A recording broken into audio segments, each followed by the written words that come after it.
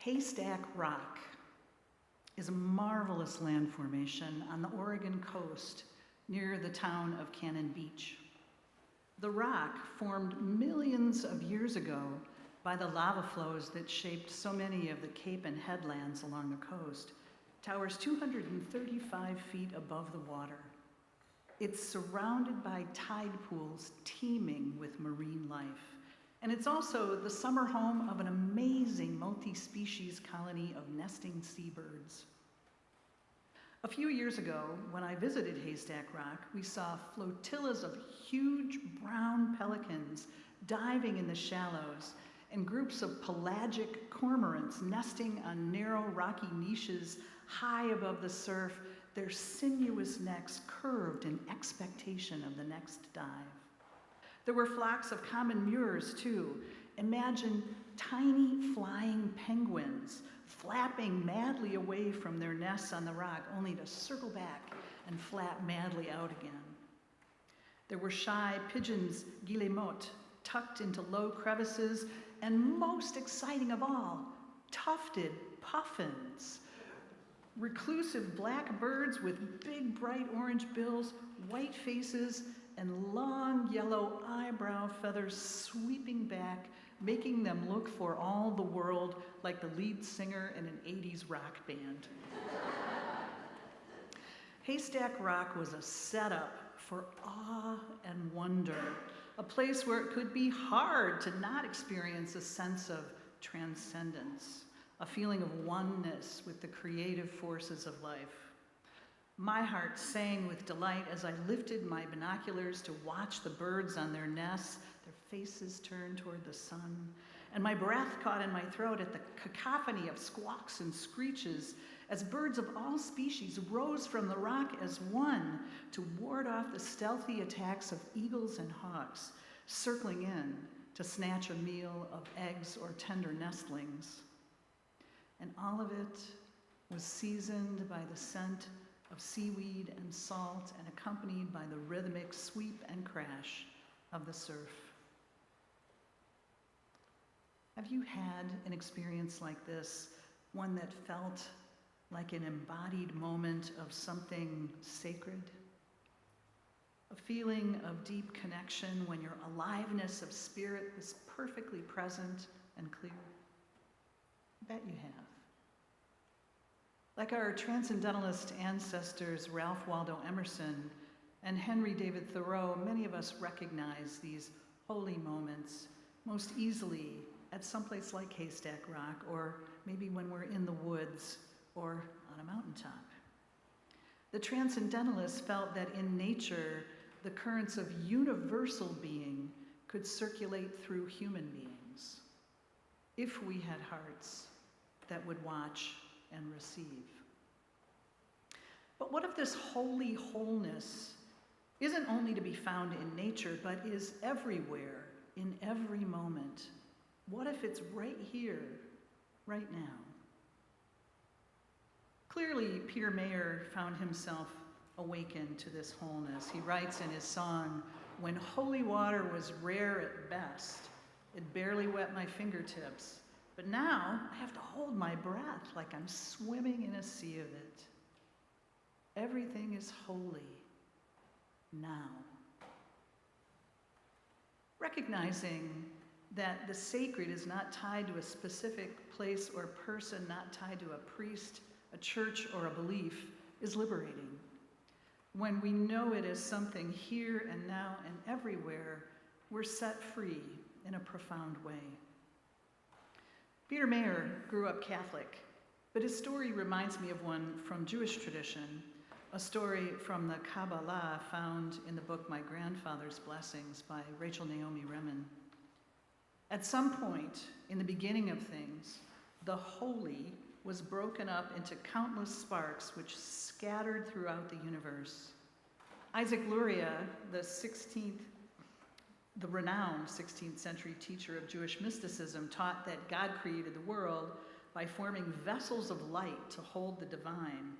But as the divine was poured into the vessels, they shattered, and the countless tiny shards of those vessels trapped sparks of the divine light, and the shards scattered and tumbled, entering everything across the vast span of physical matter. And so, as a result, there's a holy spark in everything and everyone. And our job as human beings is to liberate those sparks, to help restore the wholeness of the world through a process called tikkun olam. How do we liberate those sparks? Rachel Naomi Remen says that the sparks call to us. They may call to us from their hidden places at any time, and we would do well to use our freedom to respond to them.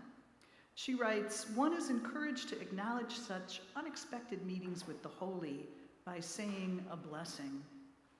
There are hundreds of such blessings prescribed generations ago by the great teaching rabbis, each blessing attesting to a moment of awakening in which one remembers the holy nature of the world. And in these encounters, it is said, those sparks are liberated and the world begins to repair itself. I learned about this practice of blessings from my beloved seminary professor, Joe Milgram. Professor Milgram's a scholar and an observant conservative Jew who acquainted generations of Unitarian Universalists with the spiritual practices of everyday life and the traditional mandates behind them. She schooled us in the practice of blessings, of offering appreciation, however we understood or named our sense of God or something powerfully whole or sacred. Appreciation for many different things, including blessings for food and wine, blessings for new experiences or experiences of great enjoyment, and even blessings for some very mundane things that we do in the bathroom. The classic example of this is that before eating bread, we might say, "Blessed are you, O Eternal One, who brings forth bread from the earth." Or upon seeing a beautiful blossom, we might say, "Blessed are you, O great earth, author of beauty."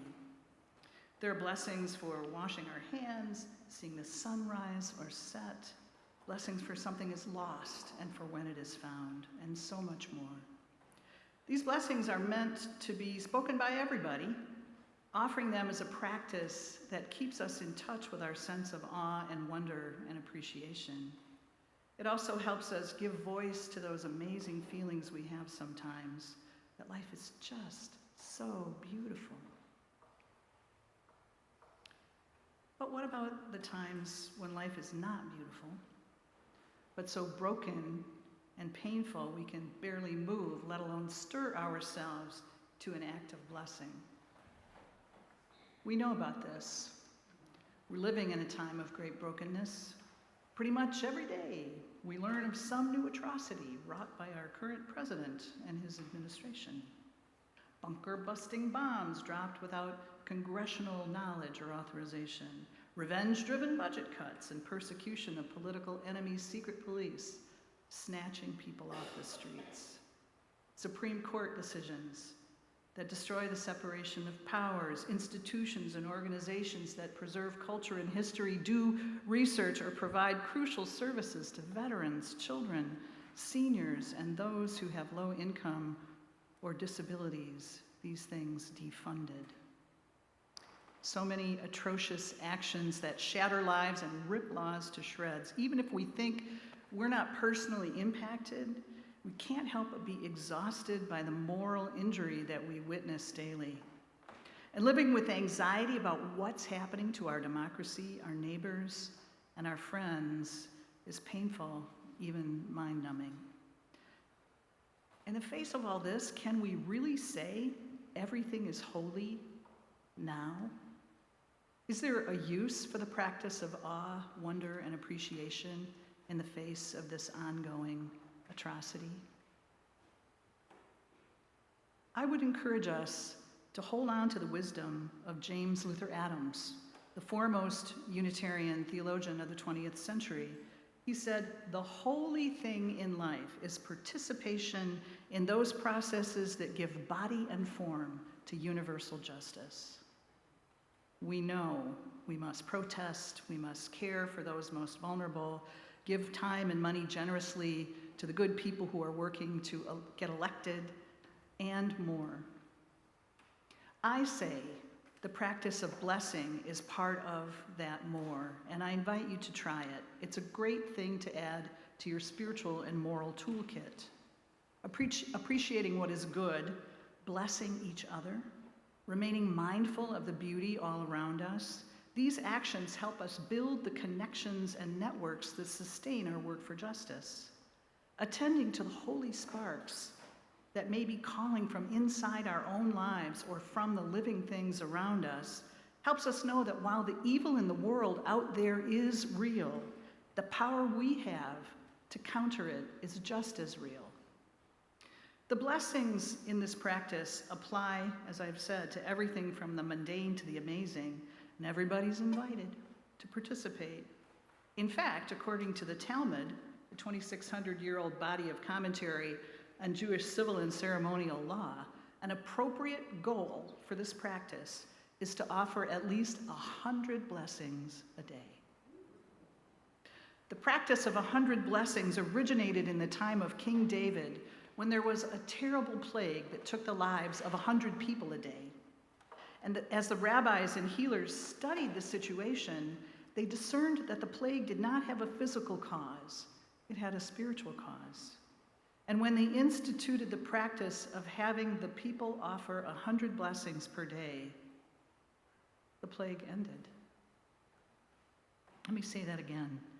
When the people exercised their freedom and their power to offer blessings, the plague stopped. How can this be? And yet, how can it not be? Even if the story is just a metaphor, we know it's true that we human creatures are relational beings. We crave and depend on relationship. And then, did you notice the phrasing of the blessings? Blessed are you, O great earth. Blessed are you, O holy oneness of blessing. This phrasing reminds us we're related, that everything and everyone around us is our kin, and that this is the source of wholeness. 100 blessings each day is a lot of relational behavior. It's a moving outward of energy beyond the small self, a building of relationships with other people, other beings, and, if you will, the sacred. And thus, when the people of King David's time chose to be in relationship and with their sense of the holy so intentionally, when they chose to be so mindfully aware of their lives that holy sparks were released, the plague stopped. After all, how could it survive in such a powerful, intentional network of love? Now, I'm not saying that we need to take this Kabbalistic narrative literally. And as someone raised as a skeptic and a humanist, far be it from me to prescribe a belief in a God, a creator God. And I can't promise that our spoken words of blessing will magically end the atrocities and restore everything to wholeness. What I am saying, though, is that healing, wholeness, joy, peace, equality, and justice begin in our practices of blessing, practices of relationship, mutuality, power sharing, and vulnerability in the face of that which we fear. There is hope and healing when we give ourselves to the spiritual practice of tikkun olam, when we say, everything is holy now, and place kindness, mindfulness, openness to wonder, and the pursuit of universal justice at the center of our lives. In so doing, we will discover that the larger wholeness we touch into when our hearts leap up at wonder is not a return to a time of innocence or ignorance, but is an opportunity to be present with and work with what is right now. The shards of the divine vessels are not like pieces of a puzzle that we have to put back together in just the right order.